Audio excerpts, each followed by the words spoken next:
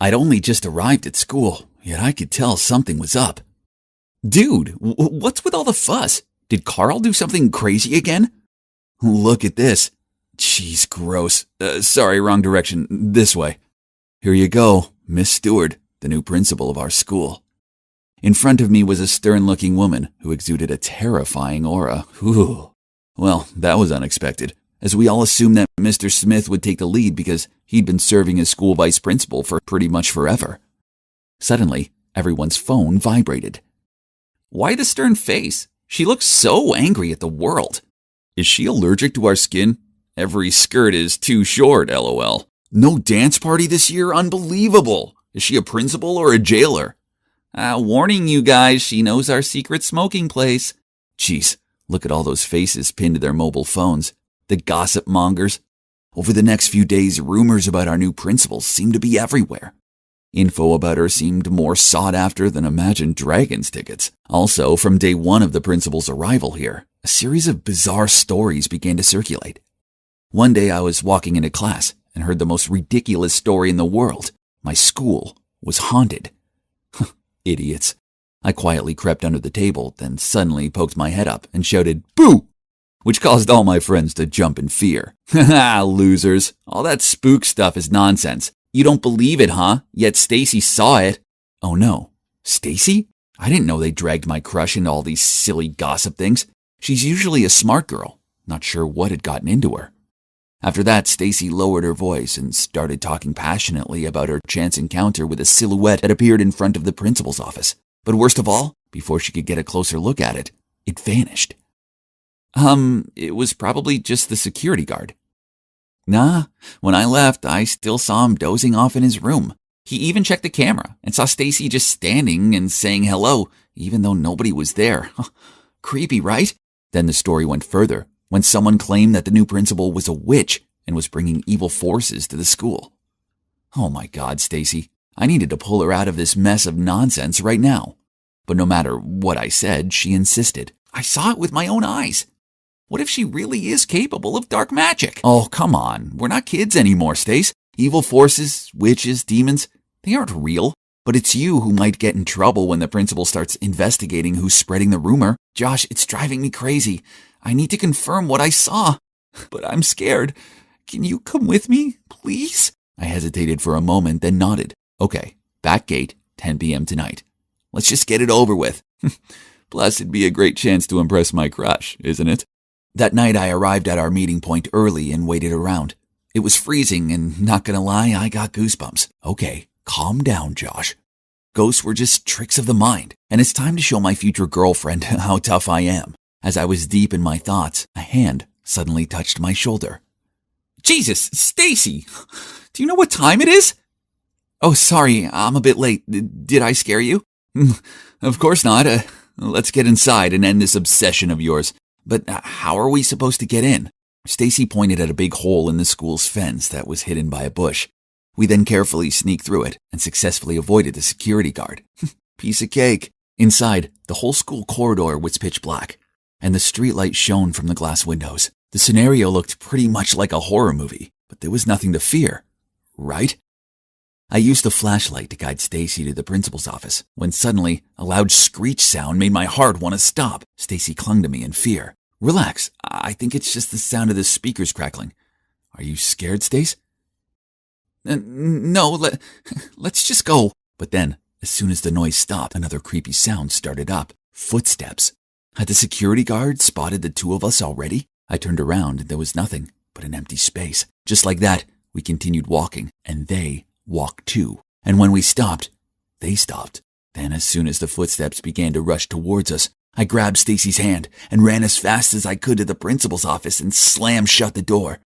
Listen, Stacy, the footsteps were probably from the security guard. You see, clearly, we're the only ones here, so stop believing in these things, okay? I just finished talking when suddenly the door burst open, and I could see a motionless figure standing there. That's him! Holy mother. I was so scared that I closed my eyes and grabbed onto Stacy. Then when I opened my eyes, the shadow was moving towards us. Terrified, I rushed to the door to escape and, bang, both me and the ghost fell. Mike, are you okay? Mike? The three of us sat awkwardly on the sidewalk outside the school. I didn't need the chilly wind to make my heart feel frozen. As it turned out, Stacy already had a boyfriend, and that boyfriend was none other than Mike, my best friend. Ugh, so much for me wasting my time playing hero. And if you're wondering why Mike was here, the answer was to help Stacy put on this phantom play. That's right. Both the crackling and the footstep sounds were all made by him. Hang on, why did she make up this ghost story thing? Even prepared a whole play for me and the others to acknowledge it? Stacy explained that it was only because the new principal was too harsh, creating strict rules and making it difficult for the students. Huh? But I don't think any of these rules affect her much. I mean, Stacy had always been a model student anyway. So why did she have to take it to this extent? I asked, but Stacy just ignored me and asked me to keep it a secret. In the following days, people kept questioning me on my late-night expedition. At first, I just kept quiet because I didn't want to get involved in annoying gossip and to be reminded of how my best friend turned out to be my love rival. However, rumors about the haunted school spread quickly and reached the press. Fear swallowed the school.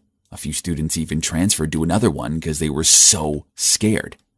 Although I wasn't a fan of the new principal's strict rules, what Stacy did had gone too far. One day, I was about to find her to figure this out when I saw her walking alone down the exit stairs. Stacy, I know you're the principal's daughter and the admin of the spooky group chat that has been on the rise recently. What? Stacy's the principal's daughter?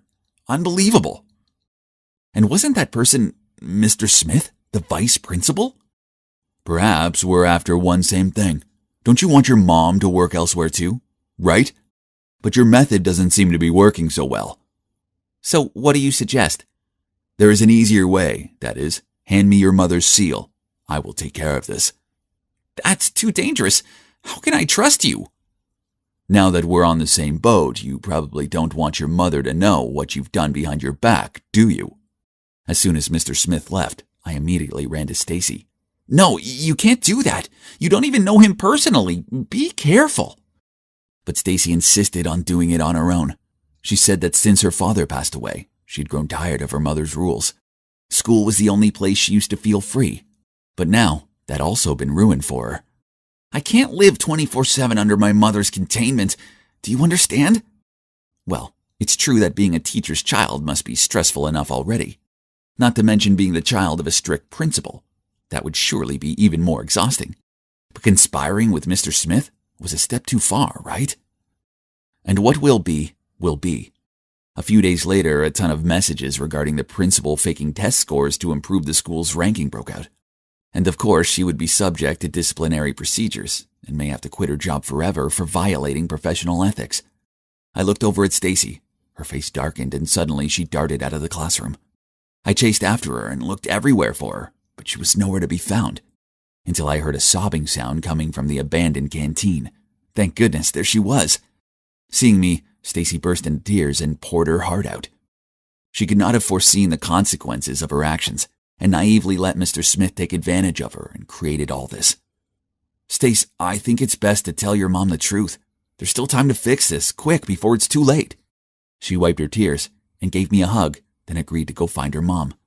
Mom, I'm sorry. I started the rumors and I conspired with Mr. Smith to help ruin your career. I thought the principal was going to go ballistic, but then to my surprise, she came forward and pulled Stacy into her arms. I know things have been tough since your father was no longer with us. I've just been so worried about you making the wrong choices and going down the wrong path that I started to be stricter on you. I love you. I never meant to put this much pressure on you.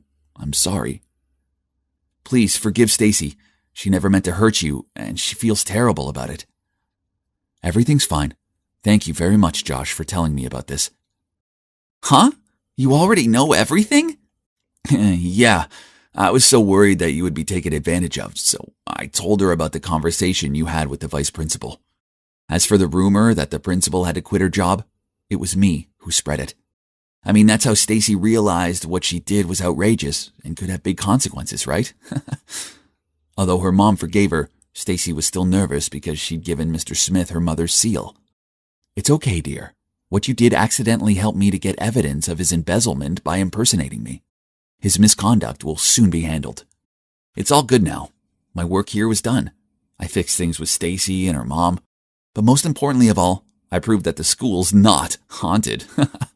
So what's next? Well, Stacy must have been so moved by my heroic actions and started developing feelings for me. As she broke up with Mike, not long after that, then asked me out. But he's my best friend, and there's no way I'm making him sad over a girl, so I turned her down. Besides, her mischievous side is kind of terrifying. Girls are dangerous.